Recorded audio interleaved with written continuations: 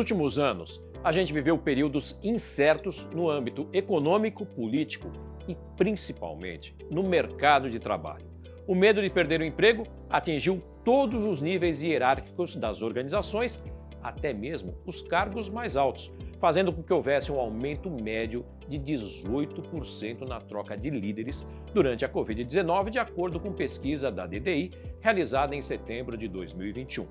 Em meio a tantas incertezas, como você pode desenvolver as habilidades necessárias para se tornar um líder inspirador e de sucesso na sua organização?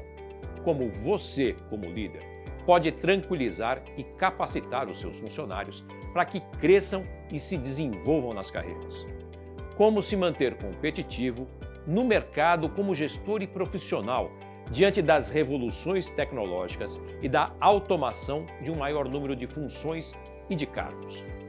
Foi para garantir que você esteja trilhando o caminho certo para chegar e manter-se na liderança que a maior instituição educacional do Brasil, a FGV, e o maior veículo de economia, finanças e negócios do país, o Valor Econômico, se juntaram para fornecer a você orientações e conhecimentos de gestão de forma totalmente gratuita e exclusiva.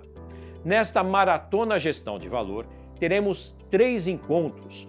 Hoje exploraremos a importância do Lifelong Learning e como se adaptar diante de tantas transformações para se tornar um líder do futuro.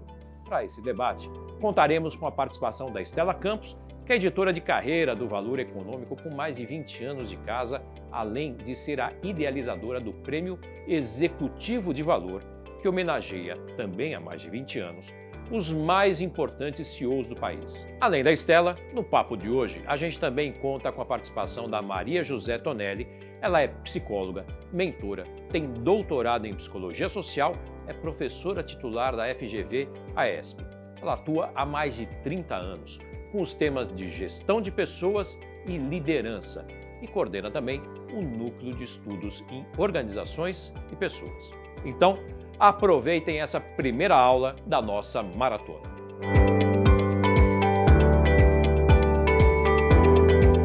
Olá, eu sou Estela Campos, eu sou editora de carreira do jornal Valor Econômico e vou estar falando aqui com vocês um pouquinho sobre o Lifelong Learning nesse momento. O que é isso? É o aprendizado para a vida toda. O Lifelong Learning não é uma coisa que surgiu hoje, faz 40 anos que se fala sobre isso, mas ele ganhou muito protagonismo lá por 2015, mais ou menos, quando a gente começou a ouvir falar sobre a 4ª Revolução Industrial, sobre automação, sobre inteligência artificial, sobre as máquinas substituindo aí o trabalho dos humanos. A gente tem um dado aí do Fórum Econômico Mundial recente que fala que 1 bilhão de empregos vão ser transformados pela tecnologia agora, já na próxima década. Metade dos empregos de todo mundo vai passar por alguma transformação, E eles vão precisar, todo mundo vai ter que passar por algum tipo de requalificação profissional para encarar essas mudanças, O que a gente fala que é o reskilling e o upskilling, É você aprimorar o que você já faz ou fazer aquilo que você já faz de um jeito diferente. Na verdade, todo mundo vai ter que aprender um pouco, Eu sou a Maria José Tonelli, estou aqui com vocês, junto com a Estela, para fazer uma conversa hoje. Sou professora na Fundação Getúlio Vargas e acho que, falando do que você estava comentando, Estela, acho que tem um ponto que é muito importante, que acho que a pandemia foi um grande experimento social que potencializou, que aumentou toda essa questão da nossa mudança na nossa forma de aprender, Eu acho que existe hoje a necessidade, e a gente tem cada vez mais consciência disso, de aprender a aprender. Eu acho que isso e para isso, como a gente estava conversando um pouco antes, acho que é necessário também humildade, que a gente possa perceber que existe aí um cenário de grande mudança, de grande transformação. E eu acho que isso impacta especialmente dentro das empresas, porque eu acho que as lideranças não estavam preparadas para enfrentar essa complexidade.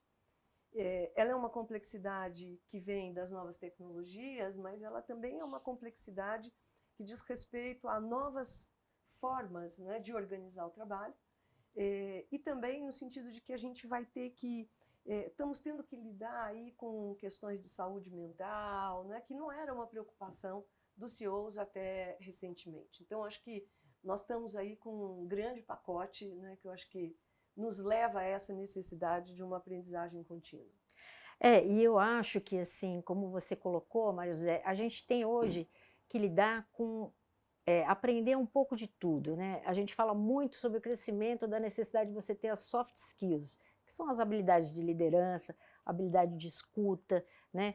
São a habilidade de lidar, né, com o seu lado emocional, com o lado emocional dos funcionários, né? A gente teve na pandemia os gestores expostos aí a essa nova situação, em que as empresas de alguma forma entraram na casa do funcionário, o funcionário também expôs um pouco do que ele tinha, e assim, olhar para as necessidades de quem estava do outro lado exige tipos de habilidades de gestão que muitas vezes o executivo não tinha tido a oportunidade de desenvolver antes, e vai precisar desenvolver isso hoje. Não estava vamos dizer assim, no job description, né? Não estava. Que eles tinham, né? Não estava e acho que agora eles precisam, você falou de soft skill, trabalhar com aquilo que a gente chama de autogestão, autoconhecimento, autorregulação, né? Que são habilidades socioemocionais, com novas tomadas de decisão, que são tomadas de decisão em contextos de muito mais incerteza, né?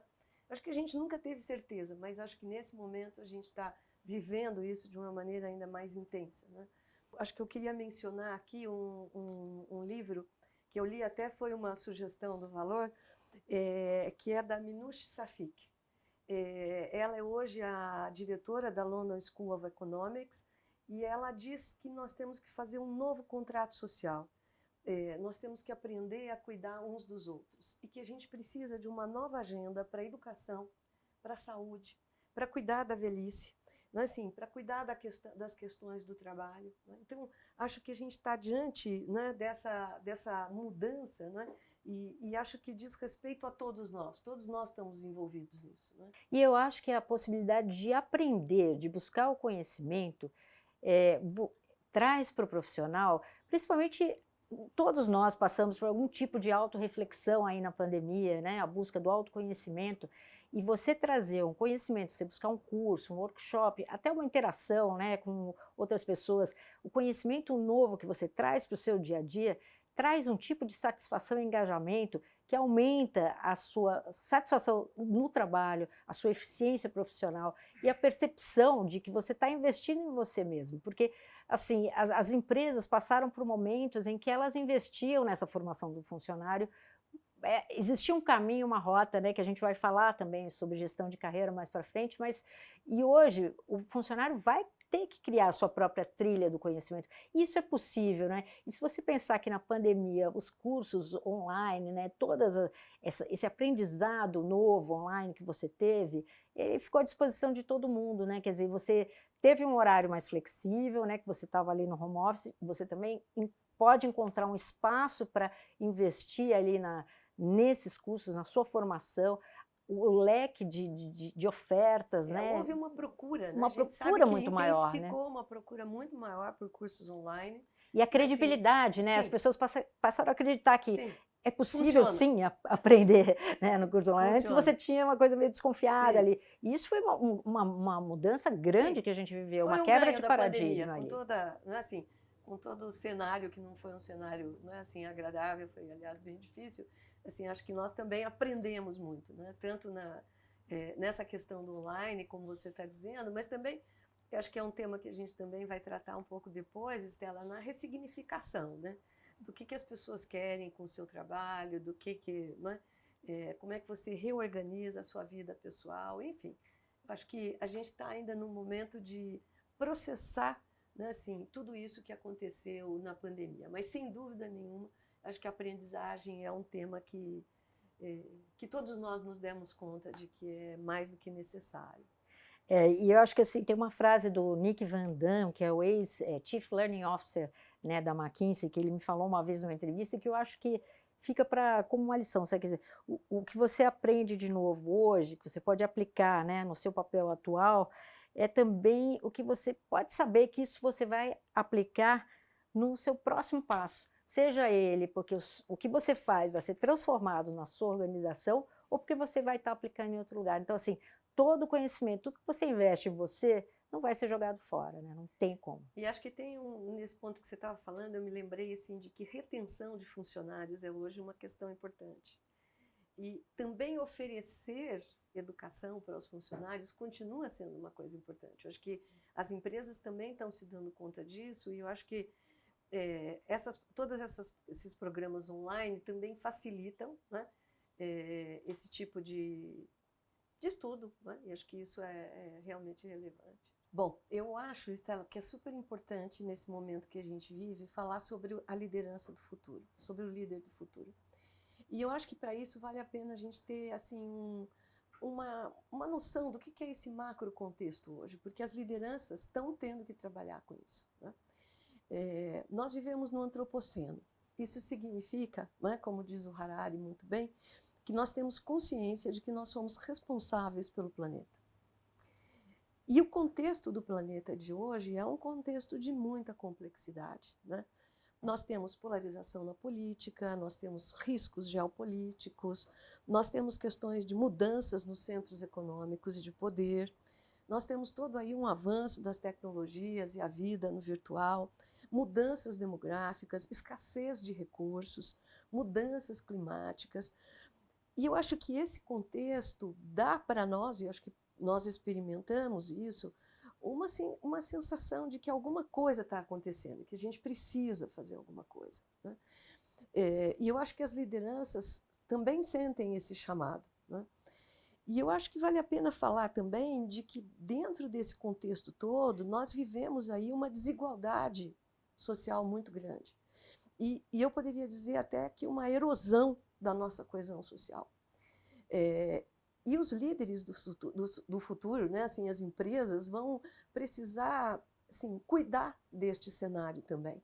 Né, assim, cuidar porque essa falta de coesão social também se desdobra para dentro das empresas. Né? Assim, eu acho que depois da pandemia houve uma necessidade de voltar a buscar o engajamento das pessoas, porque todo mundo, nesse contexto, começou a repensar o que era a vida, assim, com que eu tenho compromisso, assim, quais são os meus propósitos. Né? Então, acho que esse contexto geral é um contexto que talvez antes não fosse tão evidente, né? Assim, para as lideranças, mas que hoje é mais do que necessário e se faz necessário tratar e trabalhar disso. Não sei o que você acha. Com certeza, eu acho que o líder hoje, ele tem, quem está nesse papel, o CEO, ele tem o impacto das ações dele, ele reverbera muito mais, e acho que ele, de alguma forma a sociedade também está olhando mais para ele, né? Quando a gente fez o Executivo de Valor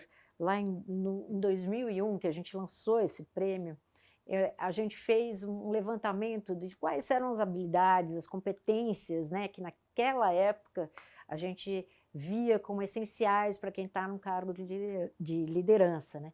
E esse ano a gente fez novamente, né, essa pesquisa com especialistas para tentar ver o que são as competências em 2022, né, dos executivos de valor.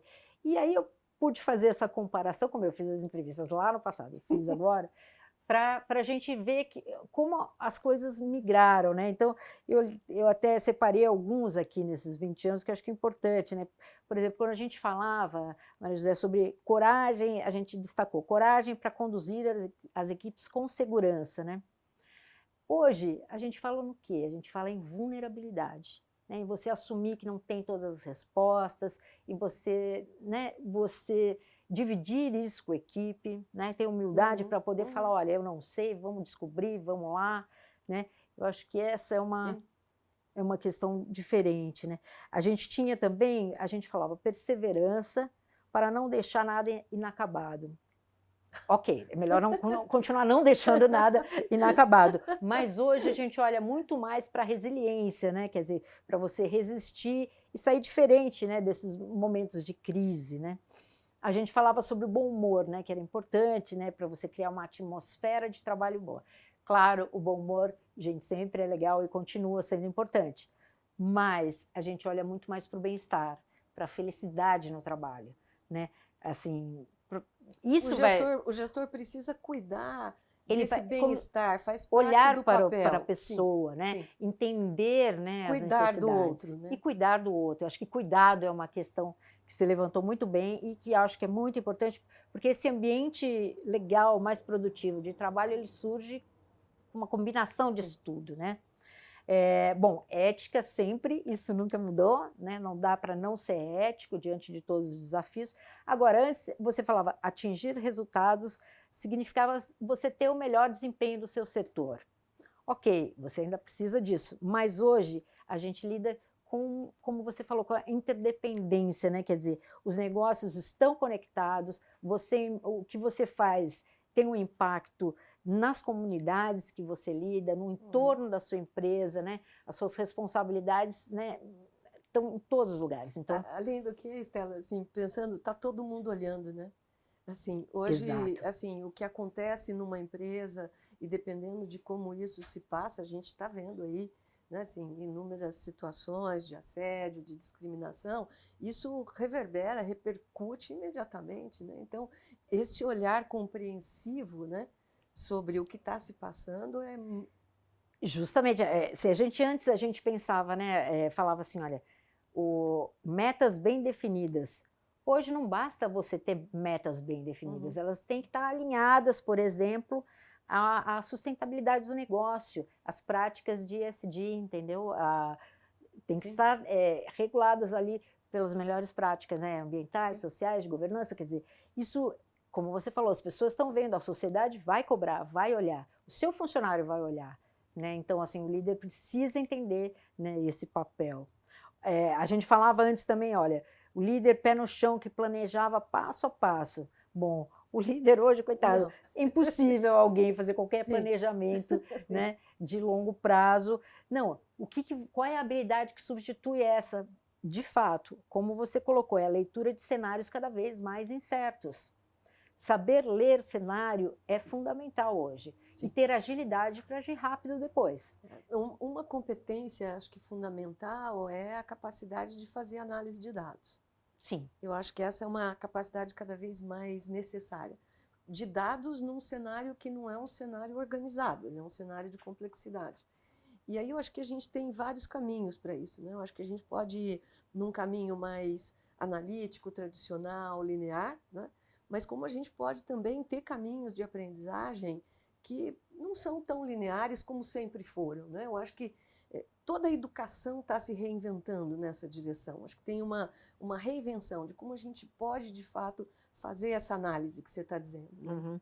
A gente falava, né, na primeira edição, a gente falava assim, todo executivo tem que entender de finanças, era a grande, né? Hoje, ele tem que entender de finanças também, mas ele tem que entender de tecnologia. Mais que isso, nem todo mundo vai precisar entender e virar um expert em tecnologia, não é isso que a gente está colocando, mas todo mundo vai ter que se reciclar, então a gente volta para o lifelong learning. Sim. É isso que ele precisa estudar a vida toda. E eu acho que assim, um fato relevante aí da pandemia é que o tema gestão de pessoas, né, de fato, a gente falava muito, tem que estar na agenda da liderança e tal, e estava ali, né? Mas ele de fato entrou. Uma prova disso, olha, um levantamento recente que a gente deu no Valor, uma pesquisa da ZRG Partners, mostrou que quase 80% dos conselheiros de empresas globais passaram mais tempo nos conselhos discutindo